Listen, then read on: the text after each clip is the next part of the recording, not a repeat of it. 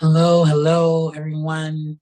I'm so sorry that I can't be there with you, but I'm so happy that we have this virtual experience with each other.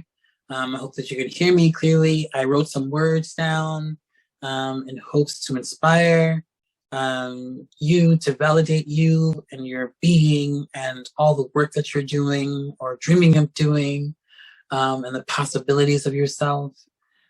Sending love to each and every one of you from the deepest place in my heart.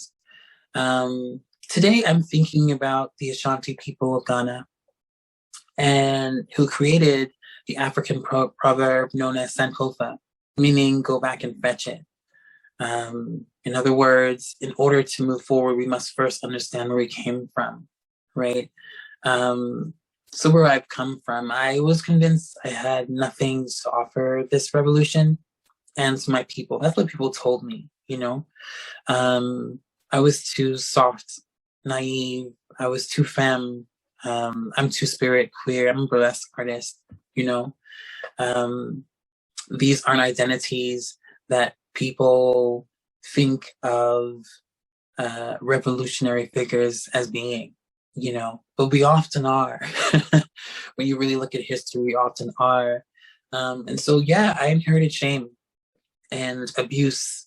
And I pushed myself into a really particular kind of silence, with like sheepish behavior, following, you know, and not understanding that that was the whole point.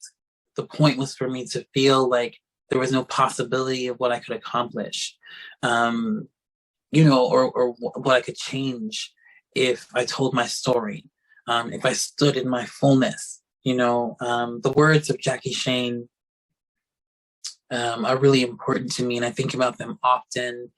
I felt like they grew roots in my heart, you know, and staircase my spine, as they say, you know. And the words are, get into your own soil. You may be surprised by who you really are. That means a lot to me. You know, you never know what you can accomplish until you really, really look at yourself, and ask yourself, what is what not even just what is possible, but what do I see? What do I see in front of me, and what doesn't feel right? You know, you can change so much by just saying, hey, this doesn't feel right. You don't have to have all the answers, just the will to speak, you know. And I want to take a moment to introduce myself. Actually, I didn't do that yet, I realize. So my name is Ravyn Wngz. I'm African, I'm Mohawk, I'm Two-Spirit, Bermudian, I'm a trans woman, a Black Renaissance movement storyteller. I'm an abolitionist. Um, and I'm here in Takaranto, Three Fires territory, the place where the trees stand in the water, the One Dish, One Spoon Treaty Wampum Covenant Agreement between the indigenous nations who steward, protect, and reside in and around Turtle Island. This treaty reminds us that we must all share the land, right? And care for and nurture this land in real ways, not just theory, not just, oh, I like what it sounds like. What does that actually look like in action, you know? To remember and honor her people, known and unknown to us. So we mustn't take more than we give, right? We must lay down our weapons and use those tools to build, to strengthen, and to grow together. And this is my commitment to these lands, our global village, and the people living on it and beyond it. The earth once provided everything we needed and taught indigenous elders about community and sharing the land, and provided food and medicines, and taught the difference between good oak and poison oak, you know, and how to recognize that difference in the quest for progress and power and the impact of ongoing colonization and genocide. The earth has been forgotten. And now we are too afraid to compost our own destructive behaviors, too comfortable with global devastations. We must decolonize from ourselves first. You know, we must return to the land and humanity, to earth, to radical love, to love in public, justice. truth, returning to yourself, asking yourself, who am I? What has my impact been on the people around me and beyond me? What am I doing here?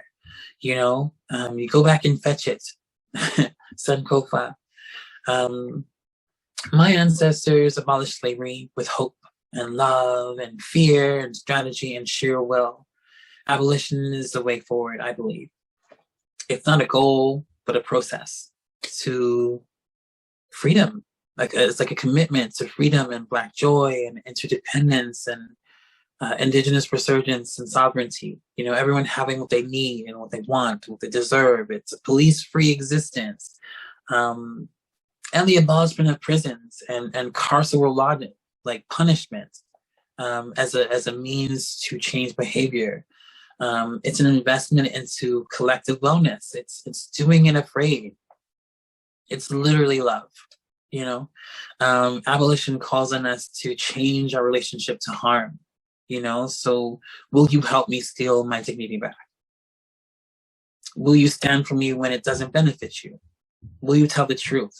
Will you commit to working through conflict? We must scream and dance. We must shape change and plant our stories in the ground. We must remember we have to dream on the nature of daylight. We must forgive each other. Forgiveness is one of the most loving acts because it requires that something must die and be grieved in order to accept that everything has changed. And it means that we start again, and that we commit to move arm in arm through the messiness with our learnings and growth. It means that some things will end and are over. The most dangerous stories we make are the stories that challenge our lovability, our divinity, and our creativity. They are the stories that dream us forward, and that reflect and remember and forge our ways to freedom. The artists have taken to the streets, as they say, So, and we've seen that for generations, right? When someone wants to know about a history of a place, they look at the art. So tell your story and be dangerous, be angry, be the difficult one, the not again one, the change the game one. Lately I've really been thinking about the Underground Railroad and that history and what it can teach us about what is necessary right now. So many of us are asking the question, like, how do we win? How do we get over? How do we overcome? How do we change this thing? How do we get through it? How do we make change, right? But we don't have to reinvent the wheel. We can look at what has been done, learn from it, add to it, and get creative. Speculative fiction or science fiction, Afrofuturism, Afro-Indigenous futurism are ways for us to practice the future in the present. And so how do you want to feel? What do you want to see? Create that. Create that within your own home first, and then try and share it and see what happens and see how that ripples into a movement. I never believed that by starting my dance company in 2007, Ilnana DiverseCity Dance Company, with my best friends, that I would be here, leading Black Lives Matter Canada, co-founding Black Lives Matter Canada, making a speech that went to like 20 million people who saw me, listened to my words, who took that seriously, who shared it all over the world, who engaged with my heart. I never thought that would be possible. And now I believe in that I have infinite possibilities. You know what I mean? I have to think about folks like Jackie Shane, folks like Harriet Tubman, a mad Black woman who was disabled. Many people don't think about the fact that she was disabled. And because of this disability, slavers didn't believe that she had the skill or that she could do what she ended up doing. And she freed 700 plus formerly enslaved Africans, and inspired us for generations, right? That's one person. you know, who's part of a huge network of people. There are so many forgotten people within that network who are also part of what we get to benefit from. And that's why I call myself an abolitionist, because my ancestors literally abolished slavery. So I'm a descendant of that work, and it's my job to finish the project. That's what I believe, you know. I think about how my ancestors traveled across like these lands barefoot through water and in the dark, because they traveled at night, you know, and how hope and trust had no space for doubt. That they had just had to believe and run and collaborate. In this day and age, there has been such a concerted effort by colonizers to create space for doubt, you know, schemes and plotting away our dreams and making sure that we only dreams in English and inside the bounds that they forced upon our bodies and our minds and our spirits, you know. I think about watermelon. It seems like a tangent, but follow me for a second. Watermelon was a symbol of freedom for Black people after the abolishment of slavery. Black farmers achieved a great amount of wealth through farming of watermelons, and the slavers did not want us to continue to grow our communities and do well.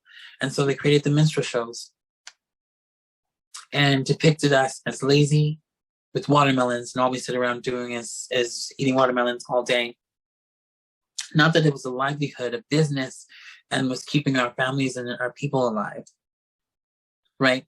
But even to this day, we see how that myth, that lie, that concerted effort to change the meaning of this symbol has impacted Black people. There are Black people who will not eat watermelon in public to this day because of that, because of minstrel shows, because of this depiction of laziness, and this idea that we just want handouts and all that nonsense, right? But had it not been for white abolitionists and indigenous peoples across these lands, we wouldn't have gotten free either. And so that's what I mean by collaboration. It's like we need everybody, every single person, every one of you in that room, to think about where you can plug in from where you're at. I'm a dancer, and I always go through that sort of lens and realm. You know, I came into direct activism with Black Lives Matter Toronto through a flash mob. They asked me to choreograph. And after that, I showed up to their events and I was like, you know what? I think I can offer dance. I can offer this thing that has healed me, that has saved my life multiple times, as a harm reduction in this space. That seems odd in this space, but necessary. And so I showed up and I was just trying to be useful. I never thought I'd be part of the team, asked to speak or do any of those things.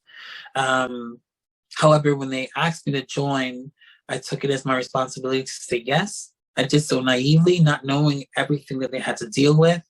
And I've been doing it for 7 years. I've learned so much about these lands, these systems, the policies, this infrastructure that keeps us feeling like we can't say what something is. You know, I've seen the conversation change. You know, in 2014, when Black Lives Matter Toronto started, people weren't saying anti-Black. People didn't know what that was. They thought we were just making up anti-Black racism. And now it's everywhere. Now every institution has got it all on their billboards and all that. That's work. That's belief. That is something in real time that's happened in our lifetimes, that you can look to and say, hey, they did that. 10 individuals started this thing that has created this revolution here in Canada, you know, and linked this global unit, this global network of folks from Brazil to the UK to all over the United States and here and all over Canada now. You know, this movement is large, it's bigger than any one organization, right? And it really existed from one seed, which was that we deserve our lives, that we cannot live without our lives, that this love letter to Black people started this revolution after the murder of Trayvon Martin. That is the nucleus from where Black Lives Matter is born. So when I say love, that's what I'm talking about. When we look at all these movements, when we look at people like Billie Holiday, who sung a song that now we sing willy-nilly, that was illegal. That was literally the reason the FBI came after her and brought her down. Because she was too powerful, because she was saying exactly what was happening. And so as artists now who have the ability to tell these stories without that particular kind of prosecution, we still have things we have to face, but not all in the same way. It's our duty now. It's our duty to be the hammer, to change things, to reflect the society, to have fun, to bring people into this conversation in ways that don't feel intimidating, but feel necessary. You're needed. You're needed just like I was needed. And I never thought I would be, you know, and I'm not some extra special person. I'm just a person who had to advocate for themselves their entire life because of my intersections. African, indigenous, trans, femme, dark skin, all these things, moving through this dance institution, moving through all these spaces that didn't want to see me as confident as I was. That tried to like break my spirit down and say, this is not possible. You are not allowed to do that. And I am a reflection of the fact that, a representation of the fact that you can do it. You can do it afraid, you can do it different, you can do it as a trans awkward person, you can do it as a clown, as they called me, all of those things, and still change the world. You know? And you can do it with love and humility. It's not about ego. You're a part of a legacy of things. You were just doing your part of the relay race, you know? And so I hope that you will continue your part of this relay race. I hope that you will love yourself into freedom so that we are freer, all of us. You know, when we talk about wellness, when we talk about madness, when we talk about joy and resistance, that these things are connected and that this is a marathon, and to take care of yourselves in the best ways that you can. I do so through dance, my love language. And so find your way, find your medium, find your expression, and do it. We need you. The world needs you. You know, that's why we're here. My mentor, to be Anita Africa Young, says that we are all answers and questions. They exist within us. And so I have an answer that you need, and I have a question too. And so do you. And so we need to be in conversation with each other. We need to make space for each other to come into space. Look around this room and ask yourself, who is not in this room? And how do we get them here? What work do we need to do right here in this space for those people to get in here? You know? And it doesn't have to be awful. It doesn't have to be trudging through. It can be exciting and dynamic, powerful, hard, yes, but necessary. I believe in you, and I believe in us. Yes? As Miss Asada Shakur says, it is our duty to fight. It is our duty to win. We must love and protect one another, for we have nothing to lose but our chains. Ashe, Big Rich, thank you for listening. I hope this was helpful. Much love. Take care and be safe, y'all.